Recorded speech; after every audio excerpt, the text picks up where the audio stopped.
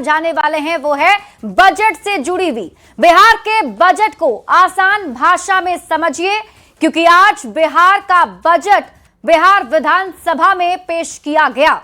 दूसरी खबर होगी अमेरिका को क्यों घटाना पड़ा टैरिफ, ये हम आपको समझाएंगे, क्योंकि अमेरिका की तरफ से टैरिफ को लेकर के बड़ी बातें कही गई हैं। लोकसभा से क्यों सस्पेंड किए गए 8 सांसद, यह भी आपको समझाएंगे। और चौथी खबर होगी जब अनंत सिंह ने लिया नीतीश कुमार से आशीर्वाद, तो वो भी आपको समझाएंगे।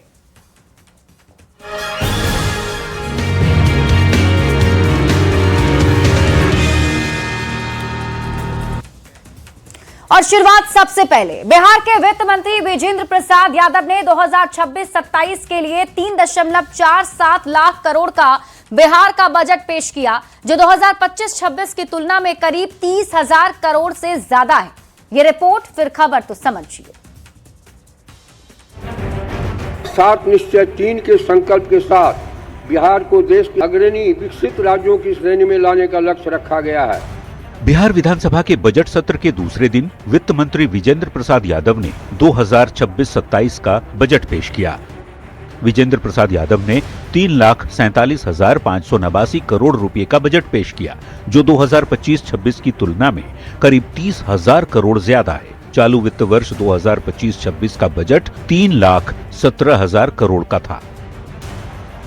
वित्तीय वर्ष 26-27 में बिहार का राज्य का बजट आकार 3,47,589 करोड़ 76 लाख रुपए हैं। उम्मीदों के मुताबिक बिहार में उद्योगों का जाल बिछाने और 1 करोड़ नौकरी रोजगार को प्राथमिकता में रखते हुए ये बजट पेश किया गया है। बजट में महिलाओं को स्वावलंबी बनाने के लिए 10,000 से 2 लाख रुपए तक के ऋण और मदद की बात के साथ ही उद्योग के क्षेत्र में 50 लाख करोड़ के निवेश का लक्ष्य रखा गया है। मुख्यमंत्री नीतीश कुमार ने बजट की तारीफ की। सीएम ने कहा, बजट 2026-27 में वित्त मंत्री विजेंद्र प्रसाद यादव ने विकसित बिहार का खाका खींचा है। ये बजट 7 निश्चय पार्ट 3 के संकल्प को पूरा करने में मददगार साबित होगा। न्यूज 18 के लिए पटना से अमित कुमार, शैलेंद्र और आनंद अमृतराज के साथ ब्यूरो रिपोर्ट। तो बिहार का बजट आज पेश किया गया। इस बजट की क्या खास बातें रही, जो उम्मीद बिहार के लोगों को बजट से थी, क्या वो सब कुछ पूरा हो पाएगा? ये सारी बातें अब आपको आसान भाषा में समझाते हैं। और आइए अब समझते हैं बिहार के बजट को। देखिए, वित्त मंत्री विजेंद्र यादव ने वित्त वर्ष 2026-27 के लिए 3,47,589 करोड़ का बजट पेश किया। 3.47 लाख करोड़ का ये बजट पिछले साल के मुकाबले करीब 30,000 करोड़ ज्यादा है। 2025-26 के बजट की अगर हम बात करें तो वो थी 3.17 लाख करोड़ की। अब ये समझना जरूरी है कि किस विभाग का बजट सबसे ज्यादा है, तो जान लीजिए। सबसे ज्यादा बजट शिक्षा और उच्च शिक्षा का है। शिक्षा उच्च शिक्षा का बजट की अगर हम बात करें तो इसमें 68,216.95 करोड़ आवंटित किया गया है। इसके बाद दूसरे नंबर पर आता है ग्रामीण विकास का बजट। सरकार ने ग्रामीण विकास के लिए जो बजट निर्धारित किए हैं, अब उसकी राशि कितनी है वो भी जान लीजिए, जो दूसरे नंबर पर है। तो सरकार ने ग्रामीण विकास का बजट रखा है 23,701.18 करोड़। और तीसरे नंबर पर आता है बिहार में स्वास्थ्य का बजट। स्वास्थ्य के लिए बजट में 21,270.40 करोड़ आवंटित किए गए, जबकि गृह विभाग या पुलिस और सुरक्षा के लिए बात करें तो 20,132.87 करोड़ का बजट आवंटित किया गया। ऊर्जा विभाग की बात कर लेते हैं। बजट में इसके लिए 18,737.06 करोड़ रुपए आवंटित किए गए। अब बिहार के बजट की कुछ और बड़ी बातों को भी समझिए, जिससे सरकार का विकास पर जोर है, जिसकी वजह से खर्च बढ़ाया गया है। सड़क, पुल, बिजली, पानी और भवन जैसे कामों के लिए 63,455 करोड़ आवंटित किए गए। शिक्षा तो वैसे भी हमेशा से नीतीश सरकार के एजेंडे में सबसे ऊपर रहा है। बजट में स्कूल और कॉलेज शिक्षा के लिए 68,216 करोड़ सरकार का फोकस स्वास्थ्य और ग्रामीण विकास पर भी है। बजट में स्वास्थ्य के लिए 21,270 करोड़, जबकि ग्रामीण विकास के लिए 23,701 करोड़ और बजट में किसानों को बड़ी राहत देने की बात भी शामिल है। मुख्यमंत्री किसान सम्मान निधि के जरिए अब किसानों को सालाना 3,000 रुपए अतिरिक्त देने की घोषणा की गई है और पहले की तरह ही महिलाओं पर भी खास ध्यान रखा गया है। स्वयं सहायता समूहों से जुड़ी महिलाओं को 10,000 से लेकर 2 लाख रुपए तक की आर्थिक सहायता या ऋण सरकार देगी, जो योजना पहले से ही लॉन्च की जा चुकी है। इसके अलावा सरकार का फोकस है रोजगार बढ़ाने पर। 2025 से 2030 के बीच 1 करोड़ रोजगार अवसर तैयार किए जाने का लक्ष्य है। बिजली, पानी और सिंचाई में सुधार के लिए हर खेत तक पानी, गंगा जल सप्लाई योजना और बिजली उत्पादन खपत बढ़ाने पर बजट में जोर दिया गया। गरीब, SC, ST और पिछड़े वर्गों के लिए अलग से बजट किया गया है, जिसमें अनुसूचित जाति के लिए 19,603 करोड़, जबकि अनुसूचित जनजाति के लिए 1,648 करोड़ बजट आवंटित किए गए। अब बजट में राज्य का राजकोषीय घाटा 3% से कम होने का अनुमान है, यानी कि वित्तीय स्थिति संतुलित बनी हुई है। बिहार का बजट भाषण की बड़ी बातें क्या रही, अब आप ये समझिए। तो भाषण में बड़ी बात की बात करें तो भारत विश्व में सबसे तेज गति से आगे बढ़ रहा है, इसका जिक्र किया गया। यह कहा गया कि दूसरे राज्यों की तुलना में हम तेजी से बढ़ रहे हैं, यानी कि बिहार तेजी से आगे बढ़ रहा है। 14.9% दर से बिहार का विकास आगे बढ़ेगा। 7 निश्चय 3.0 के संकल्प के साथ आगे बढ़ रहा है बिहार। 1.56 करोड़ महिलाओं को आगे बढ़ाया गया है। इसके साथ ही हाट विकास को बढ़ावा दिया जाएगा। भाषण में यह भी कहा गया कि उद्योग में 50 लाख करोड़ का निजी निवेश भी लाया जाए, ऐसा संकल्प लिया गया है। चौथे कृषि रोड मैप में किसानों को बढ़ावा मिलेगा और बजट का आकार कुछ सालों में काफी बढ़ा है। पिछले साल के मुकाबले की ही बात कर ले तो 30,000 करोड़ ज्यादा इस बार का बजट है। बढ़ते हैं आगे और बात अगली खबर की। भारत और अमेरिका के बीच टैरिफ पर बात बन गई है। लंबे समय से अटकी इंडिया US ट्रेड डील पर जो असमंजस था वो अब खत्म हो गया है। अमेरिकी राष्ट्रपति डोनाल्ड ट्रंप ने भारत पर लगाए गए टैरिफ को घटाकर 18% करने का ऐलान किया और ये सब ट्रंप और प्रधानमंत्री नरेंद्र मोदी के बीच फोन पर बातचीत के बाद हुआ है। ये रिपोर्ट देखिए, फिर खबर तो समझिए।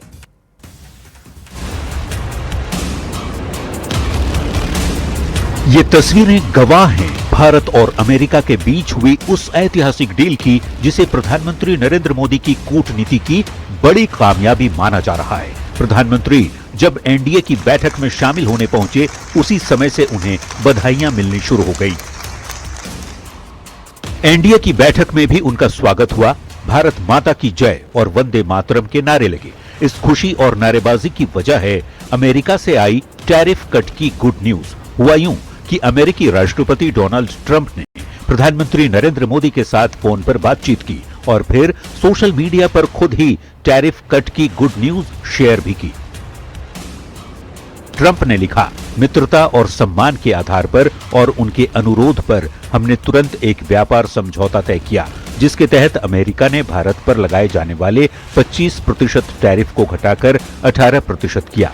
भारत भी अपने टैरिफ और गैर टैरिफ बाधाओं को शून्य पर लाने की दिशा में आगे बढ़ेगा। हालांकि बाद में अमेरिकी राजदूत सर्जियो गोर ने न्यूज 18 से हुई बातचीत में स्थिति को बिल्कुल साफ कर दिया कि रूस से तेल खरीदने के कारण लग रहे अतिरिक्त 25% टैरिफ को भी खत्म कर दिया गया है, जिसका मतलब ये हुआ कि अमेरिका का भारत पर लगने वाला टैरिफ 50% से घटकर अब 18% हो गया है। इस डील की खबर आने के बाद प्रधानमंत्री ने सोशल मीडिया पर लिखा, मेरे प्रिय मित्र राष्ट्रपति ट्रंप के साथ आज बात करना अद्भुत रहा। ये जानकर बेहद खुशी हुई कि कि भारत में बने उत्पादों पर अब टैरिफ घटाकर 18% कर दिया गया है। इस शानदार घोषणा के लिए भारत के 140 करोड़ लोगों की ओर से राष्ट्रपति ट्रंप का बहुत बहुत धन्यवाद। भारत और अमेरिका के बीच हुई डील का असर भी जबरदस्त हुआ। शेयर बाजार हो या सोने चांदी के दाम, सभी में उछाल आ गया। Bureau report, news 18। तो अब देखिए, जिस तरीके से अमेरिका की तरफ से टैरिफ घटाया गया है और प्रधानमंत्री नरेंद्र मोदी और राष्ट्रपति ट्रंप के बीच बातचीत हुई है, उससे दोनों देशों के बीच स्थिति अच्छी बनती हुई दिख रही है। अब आप खबर तो समझिए, अमेरिका ने भारत पर लगने वाला टैरिफ जो है वो घटा दिया है।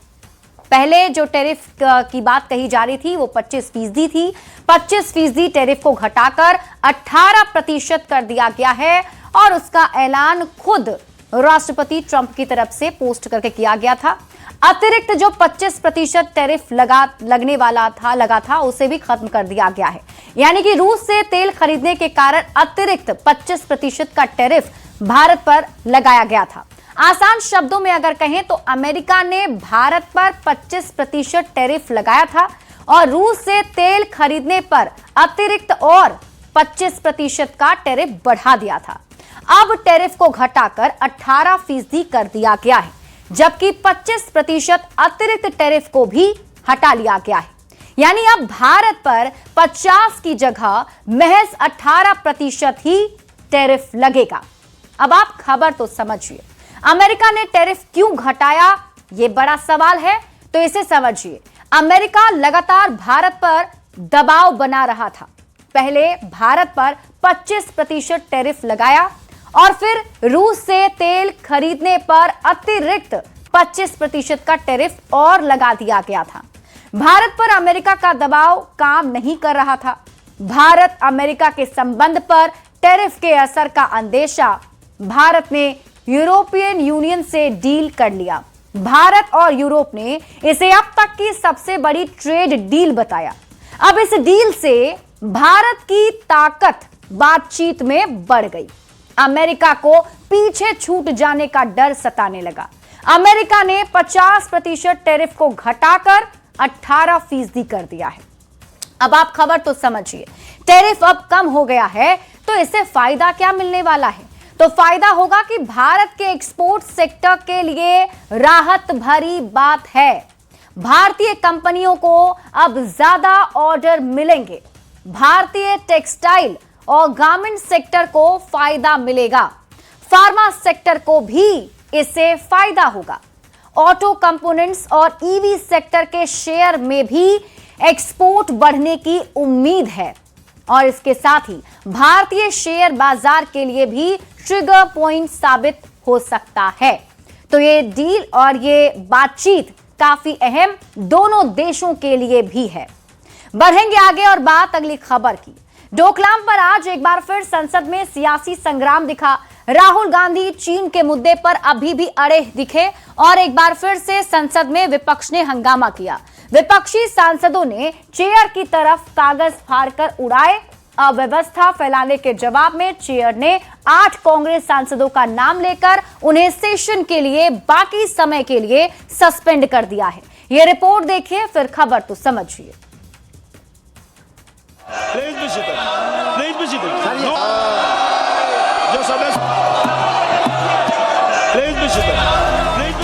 ये तस्वीरें मंगलवार को लोकसभा की कार्यवाही की है। सोमवार के दिन जिस हंगामे के चलते लोकसभा की कार्यवाही स्थगित की गई थी, मंगलवार यानी दूसरे दिन भी सदन में वही नजारा दिखा। डोकलाम पर राहुल गांधी के बयान पर सियासी संग्राम थमने का नाम नहीं ले रहा है। ये नारावाने जी की किताब है। मैं कॉन्फिडेंस के साथ कहना चाहता हूं, पुस्तक प्रकाशित नहीं। राहुल गांधी के समर्थन में विपक्ष ने लोकसभा में हंगामा किया। इस दौरान पीठासीन स्पीकर पर कागज भी उछाले गए। आपकी मेहनत को, आपके खून पसीने को नरेंद्र मोदी जी ने बेच दिया है और वो इसलिए बेचा है क्योंकि ये कॉम्प्रोमाइज्ड है। विपक्षी सांसदों ने चेयर की तरफ कागज फाड़कर उड़ाए। अव्यवस्था फैलाने के जवाब में 8 कांग्रेस सांसदों को उन्हें सेशन के बाकी समय के लिए सस्पेंड कर दिया गया। मंत्री किरेन रिजिजू ने एक बार फिर राहुल गांधी पर निशाना साधा और कहा कि सिर्फ राहुल गांधी के चलते ही सदन की कार्यवाही नहीं चल पा रही। एक सदस्य राहुल गांधी जी की वजह से लोकसभा का डिबेट रुक गया, एक आदमी की वजह से। ये तो ठीक बात नहीं है। फिलहाल राहुल गांधी के बयान पर सियासी संग्राम जारी है। राहुल गांधी लगातार दूसरे दिन सदन में डोकलाम के मुद्दे पर अड़े रहे, जिस पर सियासी तनातनी देखने को मिल रही है। Bureau report, news 18। तो देखिए, सदन में लगातार हंगामा हो रहा है और राहुल गांधी के बयान को लेकर के आज भी हंगामा होता हुआ नजर आया। अब आप खबर तो समझिए, लोकसभा में राहुल गांधी के भाषण पर लगातार दूसरे दिन भी विपक्षी सांसदों ने चेयर की तरफ कागज उछाले। पेपर उछालने वाले 8 विपक्षी सांसद को निलंबित कर दिया गया है। पूरे सत्र के लिए ये 8 सांसद निलंबित कर दिए गए हैं, मतलब अब वो संसद की कार्यवाही में शामिल नहीं हो पाएंगे। अब आप खबर तो समझिए, किन नियमों के तहत सस्पेंड किए गए हैं ये 8 विपक्षी सांसद। तो रूल 374 के तहत ये कार्रवाई की गई है, जिसके तहत इन सभी 8 सांसदों को निलंबित किया गया है। सदन में सांसदों को किन नियमों का पालन करना होता है, अब आप ये समझिए। तो जो भी सांसद सदन में मौजूद होते हैं, उन्हें इस बात का ध्यान रखना है कि दूसरों के भाषण को बाधित नहीं करें। बहस के दौरान कार्यवाही में बाधा नहीं डाल सकते हैं। विरोध में दस्तावेजों को आप फाड़ भी नहीं सकते हैं। सदन में कैसेट या टेप रिकॉर्डर बजाने की भी मनाही है। अब आप ये भी समझ लीजिए कि राहुल गांधी के बयान पर संसद में बवाल आखिर क्यों हुआ और हंगामे की वजह से 8 सांसद सस्पेंड हुए। तो आपको बता दें कि राहुल गांधी डोकलाम में चीनी टैंक के घुसने का दावा कर रहे थे। राहुल गांधी जिस किताब का हवाला दे रहे थे वो पब्लिश ही नहीं हुई है। नरवणे की आत्मकथा 4 स्टार्स ऑफ डेस्टिनी पब्लिश नहीं हुई है देश का, और इसी के लिए ये कहा जा रहा है कि हंगामा प्रदर्शन होता हुआ संसद के अंदर दिखा और इस पर आपत्ति सरकार की तरफ से जताई गई। बढ़ते हैं आगे और बात अगली खबर की। देश का करीब 42% खनिज देने वाला झारखंड की केंद्रीय बजट में अनदेखी के आरोप लग रहे हैं और इस मुद्दे पर दुमका में जेएमएम के स्थापना दिवस पर सीएम हेमंत सोरेन आक्रामक दिखे तो कांग्रेस भी उनके सुर में सुर मिलाती हुई नजर आई। इधर बीजेपी ने आरोपों से इनकार करते हुए दावा किया है कि पीएम मोदी के दिल में झारखंड बसता है। सबसे पहले आप ये रिपोर्ट देखिए, फिर खबर तो समझिए।